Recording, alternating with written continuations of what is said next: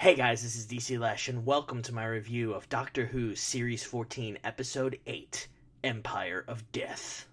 When we last left off, it was revealed that the fabled One Who Waits is in fact one of the Doctor's oldest and most powerful foes, Sutekh the Destroyer. And while we're talking about him, I just want to say it is very, very nice to have the original voice of Sutekh, Gabriel Wolfe, return to voice this character, which he did an absolutely spectacular job of. Sutekh is immensely terrifying in this episode. It was also revealed that Sutekh had somehow gotten himself attached to the TARDIS. In this episode, they reveal how that happened and also how Sutekh was able to place all of his heralds all over the universe. He attached himself to the TARDIS through the time vortex immediately after the Doctor defeated him the last time, and he's placed a version of Susan Triad everywhere the Doctor has ever landed. By doing this, he has filled the entire universe with his heralds,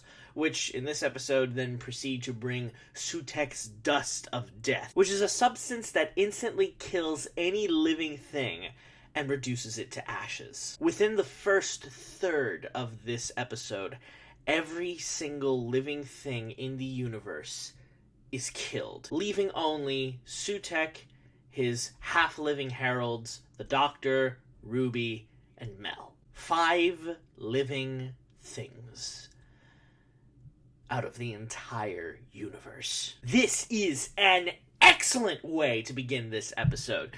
Just the pure despair of it all. Much like in the Pandorica Opens, there seems to be no way at all that the Doctor is going to be able to find his way out of this situation. Nonetheless, at the beginning of the episode, he swears to Sutekh that he will defeat him in a very, very powerful scene. Or let me just go ahead and let him put it in his own words. And I damn you, Sutekh.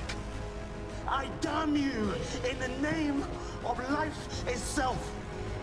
And I swear to you, with both the hearts of the last of the Time Lords, I will stop you. I will defeat you. And I will turn back death. Gotta love the Doctor just relentlessly never giving up, regardless of how impossible the odds are. Sutekh is, at this point, the most powerful thing that the Doctor has ever faced. If you guys have seen the Pyramids of Mars, the Doctor was absolutely terrified of Sutekh. And the Doctor's despairing scream into the void of the now dead universe is done almost perfectly. This, of course, is the fulfillment of the Doctor's words in the Christmas special, where he wonders if he is the bad luck that everybody experiences. His fear is, of course, confirmed when it is revealed to him that the entire universe is now dead because of him and his antics. He thought that he was just having fun, exploring and even saving the universe with every trip that he took. But as it turns out, his every escapade was just another stab wound to the universe, which eventually led to its demise. The Doctor screams out of the remembered TARDIS in pure anger at himself and in despair, and I gotta say, in my personal opinion, I really like the idea of him doing that, but I don't think that it was executed quite as well as it could have been. The Doctor lets out several screams in this moment, and I really think that it would have been more powerful if there was just one continuous, prolonged scream that slowly faded as the camera backed away from the TARDIS and everything faded to black. That's my only scruple with that scene, and that's also one of only 2 scruples that I really have with the beginning part of this episode. The other one, of course, being the remembered TARDIS. How exactly does that come about? Maybe I just didn't fully understand what was happening there, but did the time corridor create a new TARDIS? Like, how does... I don't understand precisely how that worked. Maybe the time window is just more powerful than I thought it was, and the memory of a time machine is somehow able to create its own time machine. I don't know. Also, I wanted to point out that, as it turns out, Mrs. Flood is not a herald of Sutekh, as I previously thought, but we'll get to her a little bit later. She's also pretty interesting. Overall, the first part of this episode was basically perfect. It was a perfect setup to a devastating problem. However, I don't think that this episode really resolves the problem all that well. Somehow, Sutekh is incapable of seeing and thus killing Ruby's mother. And this leads to everyone assuming that she is somehow this enormous threat to Sutekh, perhaps a being of equal or greater power. So the entire episode begins to revolve around finding out once and for all who she is. But this plot then becomes basically pointless, as it turns out that Ruby's mother was of no actual cosmic significance. And Sutekh is ultimately defeated by being dragged back into the time vortex and trapped there again. However, this time it actually leads to his demise? Maybe? He didn't die last time, so why would he die this time? Maybe we'll see him again, I don't know. Also, the way that the Doctor uses Sutekh's power of death against itself to basically reverse everything that Sutekh had done, it seems to me a little bit like a cop-out. Like, there's no way the Doctor could have known that that's what was going to happen if he dragged Sutekh back into the time vortex. Also, why is the Doctor so particularly torn up about him having to kill Sutekh?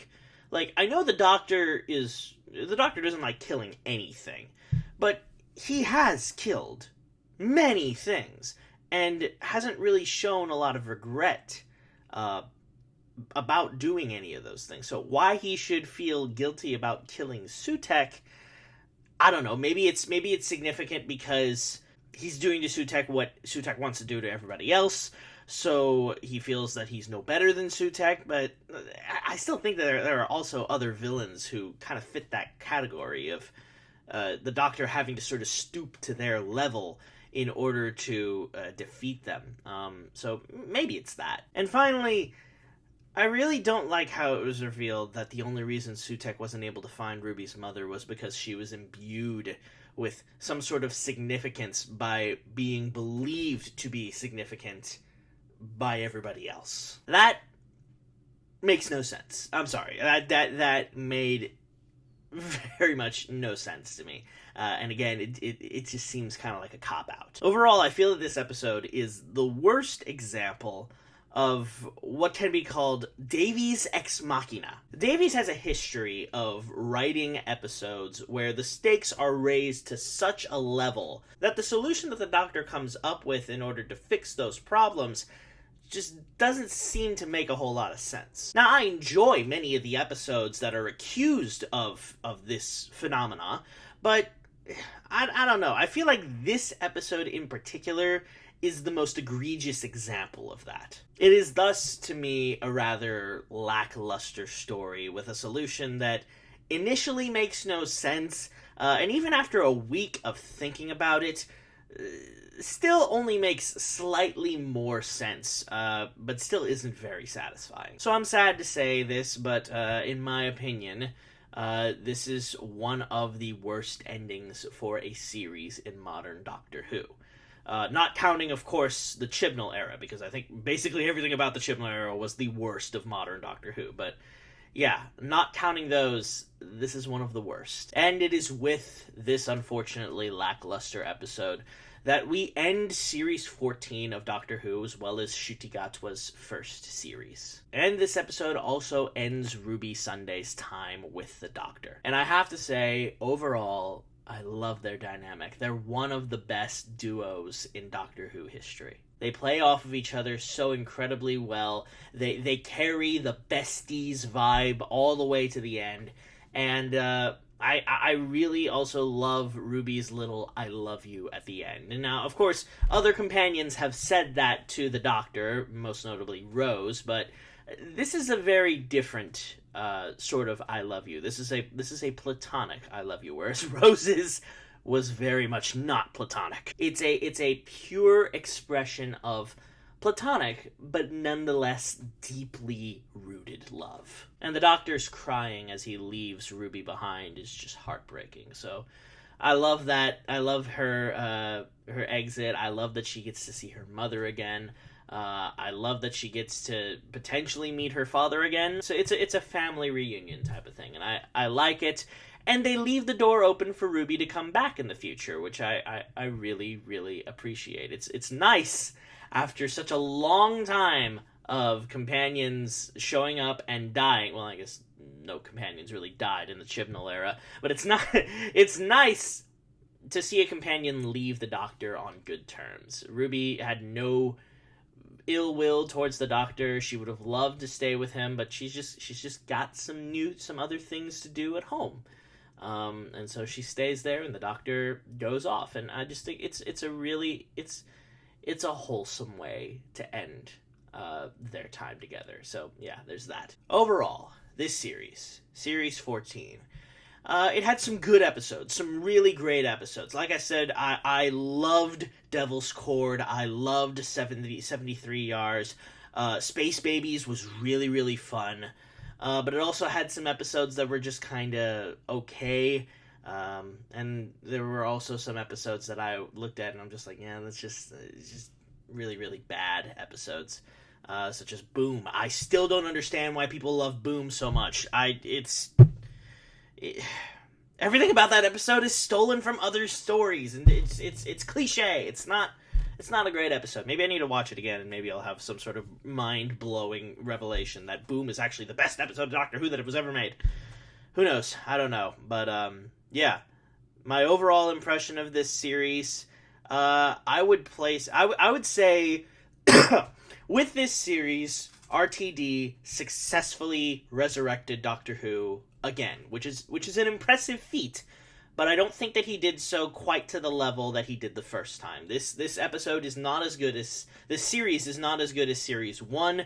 I would say that it is about as good as Series 7 or 8, which are sort of on the lower end of series. It's not as bad as Chibnall, but it could be better. And I am looking forward to the future, where hopefully, RTD has a history of making better series as he goes on, so I guess we'll see what happens. And of course, we are left over with one more mystery to keep us looking forward to future series, and that is the mystery of the identity of Mrs. Flood. All throughout this series, Mrs. Flood has demonstrated a familiarity with the Doctor, and at the end of the series, she dons a white and furry Mary Poppins-esque coat and umbrella, and she narrates the end of the episode and portends that the Doctor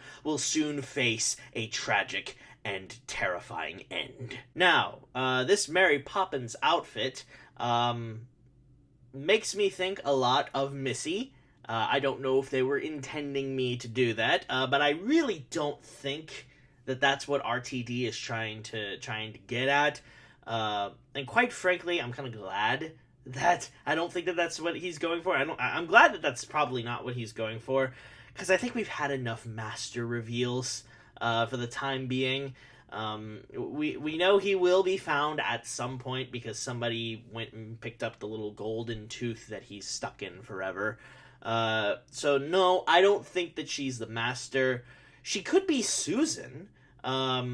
She has, in my opinion, some sort of Susan-esque mannerisms, Susan-esque vibes going about her. But she could be a number of any sort of thing. But I've also heard one idea that I think it's my favorite idea, and that is the idea that she is some sort of cosmic god of stories.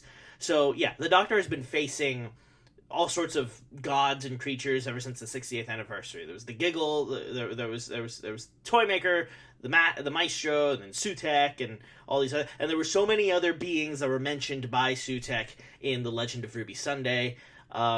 And yeah, I think it would be interesting if Mrs. Flood was something like a god of stories type of person.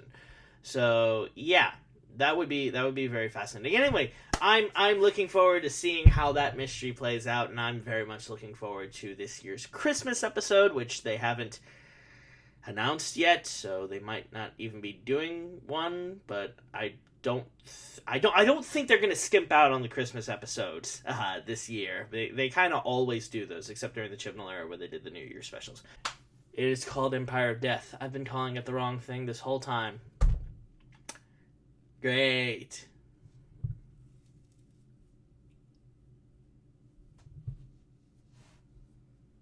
Yeah. Hold on, I can just make a little thing right here.